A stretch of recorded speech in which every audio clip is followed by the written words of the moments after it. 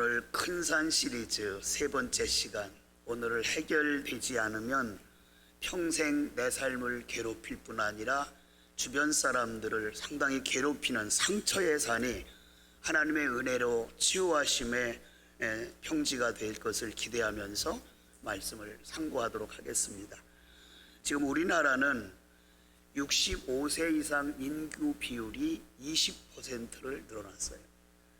세계에서 일본에 이어서 두 번째로 초고령 사회에 진입한 나라가 우리나라입니다. 장수하는 것 좋지만 이렇게 초고령 사회에 진입하게 되면 국가의 의료 체계에 문제가 생길 수 있고 경제적인 문제도 생길 수가 있습니다.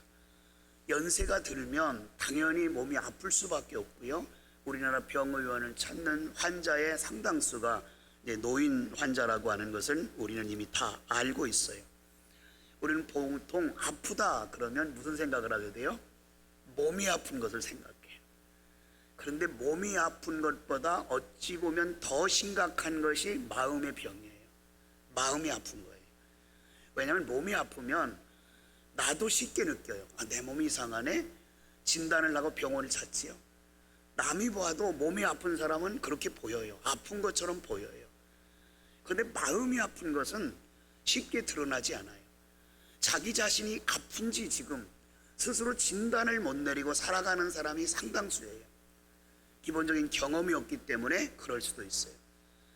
그냥 지나쳐요. 그리고 대인관계를 하면서 힘들고 정말 상대하기 거북한 사람을 만나면 우리가 보통 이렇게 말해요. 저 사람 성격 참 이상하네. 저 사람 왜 저러지?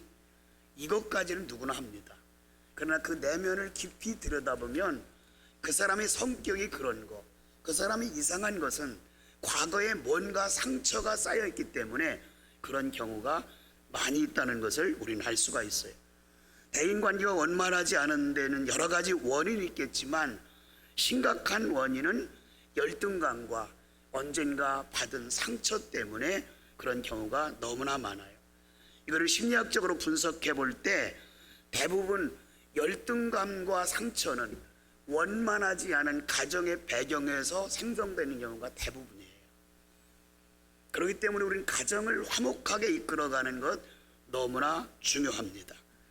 부모가 어릴 때 이혼해서 상처를 입었거나 또한 어릴 때 부모님들이 두 분 다 돌아가셔서 성장 과정에서 어려움을 겪은 사람 대부분이 이런 마음의 병을 가지고 살아가고 있습니다.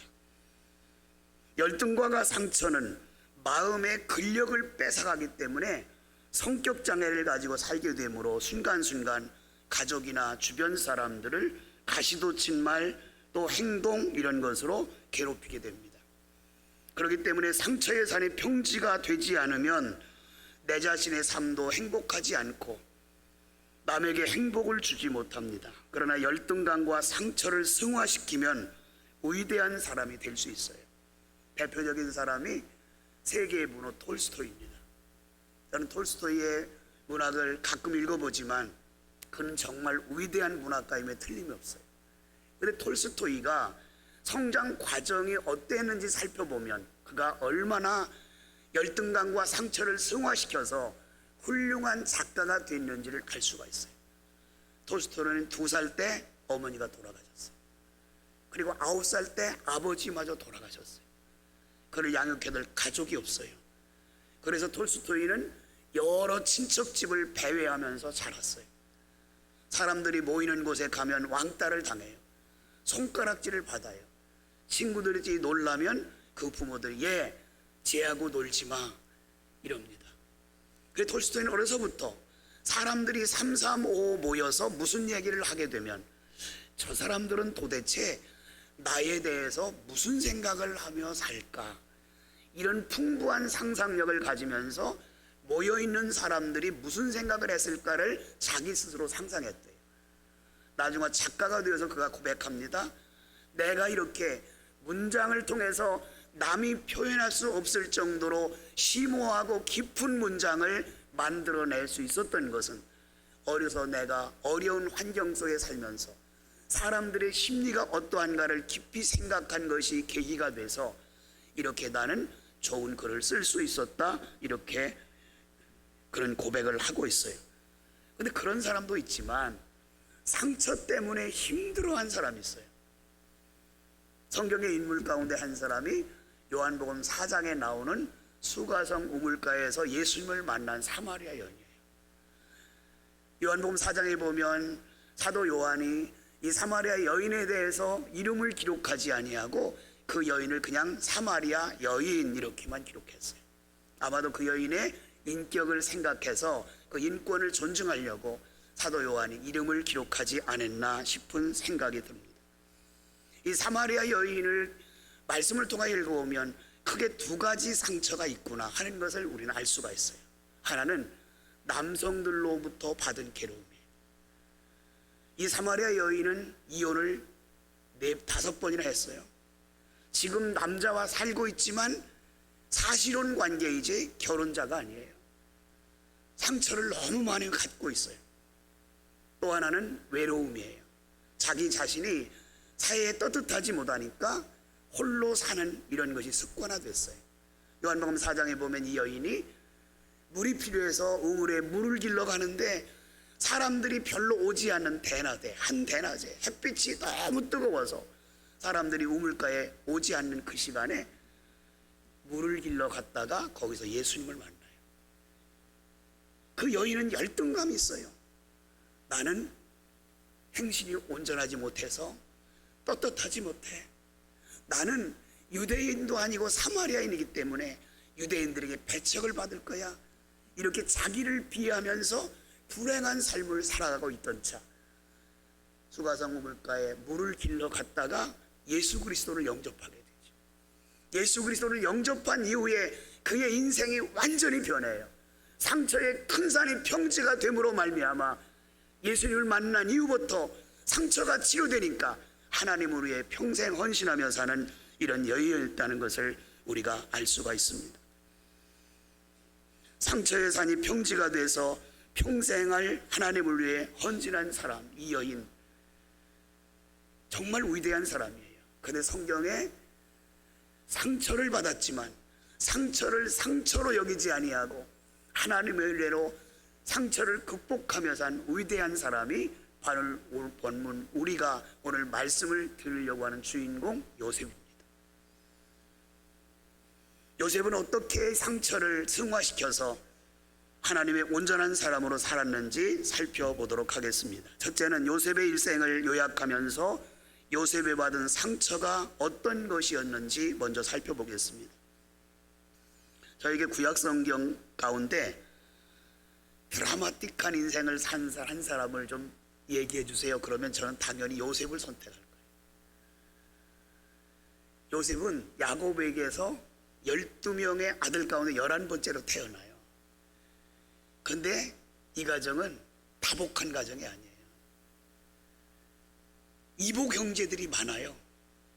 자기 친엄마에서 난 사람은 요셉과 막내 베냐민 2사람밖에 없어요. 이복 형제들 간에 알력이 있어요.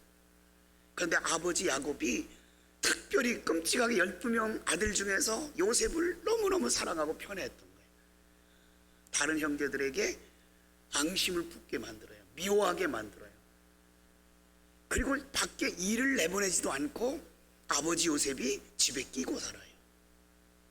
이런 것을 본 다른 이복 형제들이 요셉을 미워하게 되죠.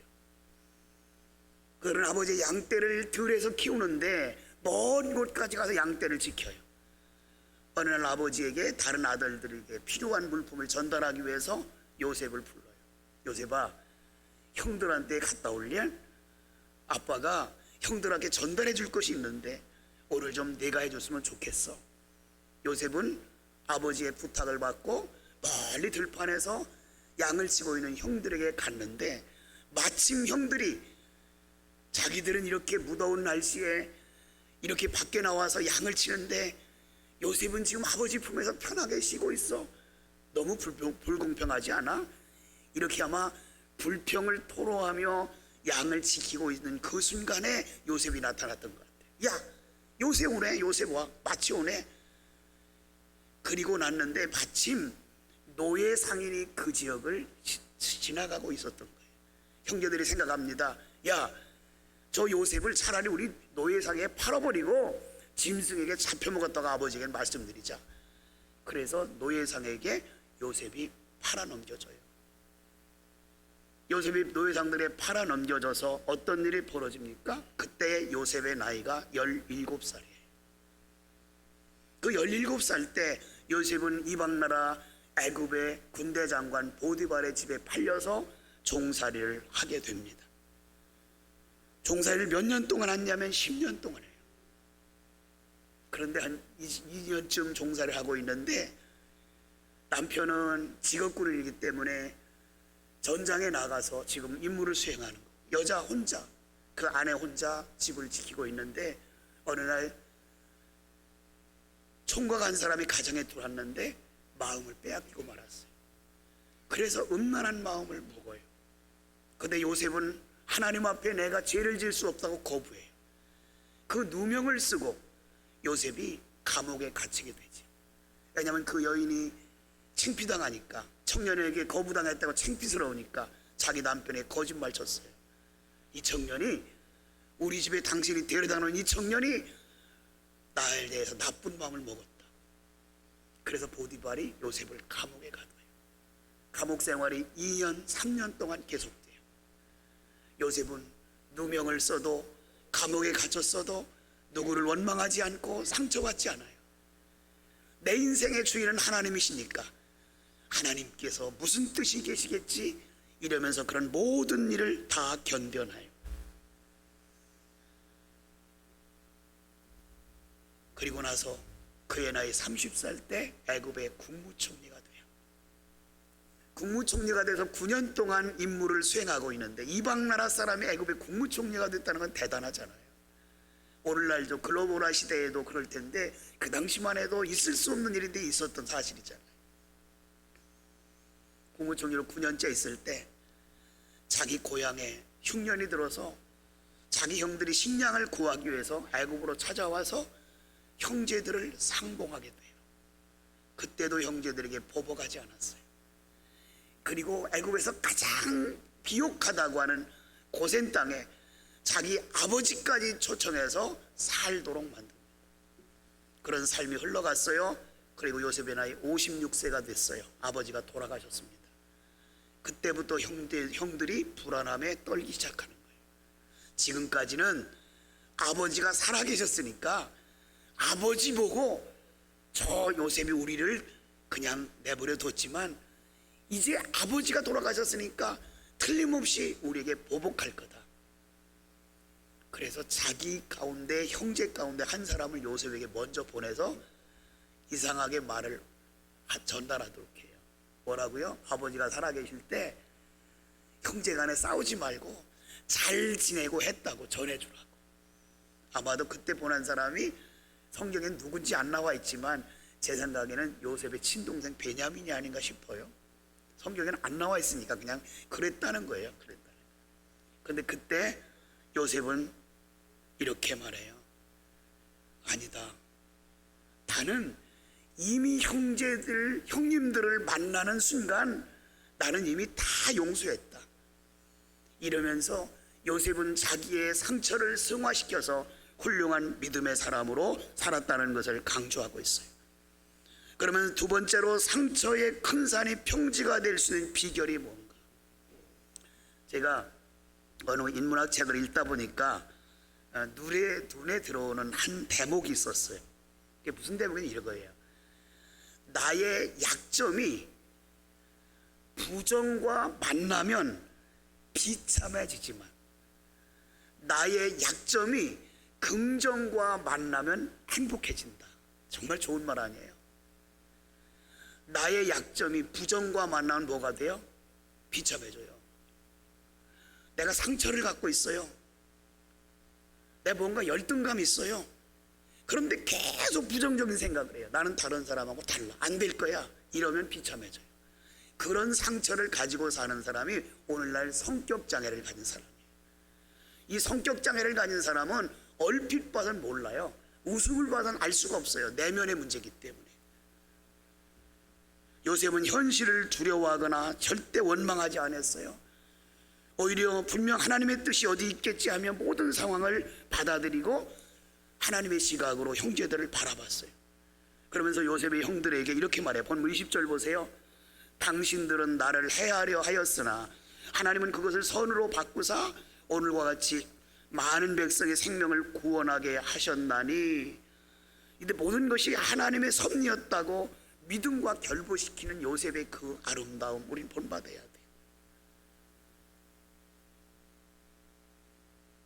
요셉은 누명을 쓰고 감옥에 갇혔을 때도 불평하지 않고 자기 일에 충실해서 다른 사람에게 요셉은 정말 하나님의 사람이다 이렇게 말해요. 보디발도 나중에 그러잖아요. 창세기 39장 3절에 보면 주의 주인이 보디발이 말하는 거예요. 여호와께서 그와 함께 하심을 봤다. 여러분, 다른 사람들이 여러분과 저를 볼 때 저 사람을 보니까 하나님 살아계신 것 같아. 저 사람이 저 어려움을 엄청나게 쉽게 돌파하는 걸 보면 하나님이 역사하시는 것 같아. 이렇게 인정받으며 사는 여러분과 제가 되기를 바라요. 이 세상에요, 그늘 없는 사람은 단 한 사람도 없어요. 겉으로는 환하게 미소를 짓지만 내면을 들여다보면 뭔가 그늘이 있을 수 있어요. 웃고 있지만 뒤에서는 눈물을 흘리는 사람이 얼마든지 있을 수 있어요. 밤새도록 울다가 아침이 밝아오니까 눈물을 훔치고 화장을 하고 아무 일도 없었다는 뒤 웃으면서 하루를 시작하는 사람들 얼마든지 있습니다. 받은 상처를 숨기고자 유난히 특이한 웃음으로 웃는 사람도 있습니다. 나무 아무 문제 없어 이런 걸 숨기기 위해서 다른 사람보다 톤이 높게 사람들과 대화를 나눈 사람 얼마든지 있습니다. 자기 상처를 숨기기 위하여 수백만 원 되는 명품백을 손에 들고 명품 옷을 입으면서 자기의 상처를, 자기의 약점을, 자기의 열등감을 숨기려는 사람들도 얼마든지 있습니다. 자신의 열등감을 해소하기 위해서 여러 가지 방법으로 감추려고 하는 사람들이 있지만 상처는 언젠가 드러나게 돼 있어요. 거의 제가 차이를 말한다면 어느 사람을 만나는 순간 저 사람은 상처가 있네 이렇고 그를 긍휼히 여기면서 대할 수 있는 사람이 있는가 하면 오래 지켜봐야 상처를 드러나는 사람이 있어요.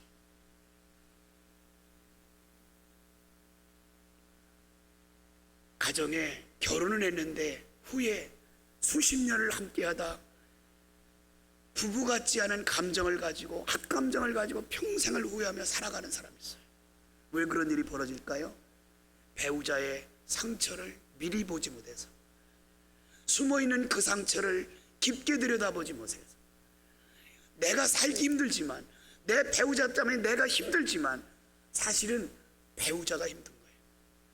자기 상처를, 받은 상처를 밖으로 표출하는 것이 가족과 가까운 사람들이기 때문에 어려울 수밖에 없어요. 내가 받은 상처의 큰 산, 이것이 평지가 되지 않으면 나도 불행하고 내 주변에 있는 이웃과 가족들도 여전히 불행할 거예요. 모두가 행복하려면 상처의 큰 산이 평지가 되도록 해야 돼요. 지식으로 안 돼요. 삶을 통하여 되지 않아요. 반드시 상처의 큰 산이 평지가 되는 것은 인격적인 주님을 만나야 돼요. 하나님의 은혜를 체험해야 돼요. 그러면 상처의 큰 산이 평지가 돼요. 저는 어려서 상처가 하나 있어요. 뭔 상처냐면 제가 호적이 본 태어난 나이보다 조금 늦어요. 초등학교 국민학교를 늦게 들어갔어요. 제가 동네에서 놀던 친구들보다. 그렇잖아요. 호적 나이로 들어가니까. 근데 동네에서 놀 때는 야 너 하면서 발길로 차고 때리고 놀고 뒹굴고 그러는데 요놈이 말이에요. 중학교에 딱 갔더니 학교 가면 야 그러고 불러요. 그러면 제가 뭐라고 대답해야 돼요? 예 그래야 돼. 일부러 하는 거예요. 일부러. 그러면 그것도 또 가장 학교 다닐 때 무서운 사람이 규율부잖아요. 규율부. 자기 친구가 규율부장인 거예요. 그 옆에 가서 나를 야 그렇게 불러. 자존심이 엄청 상해요. 그리고 제가 너무너무 서러웠어요. 그게 상처가 됐어요. 지금은 그게 감사가 됐어요. 목회 오래 할 수 있잖아요. 상처는 누구나 받아요. 상처를 승화시키면 위대한 사람이 될 수 있지만 상처를 승화시키지 못하고 상처 때문에 패배하면 패배자가 돼요.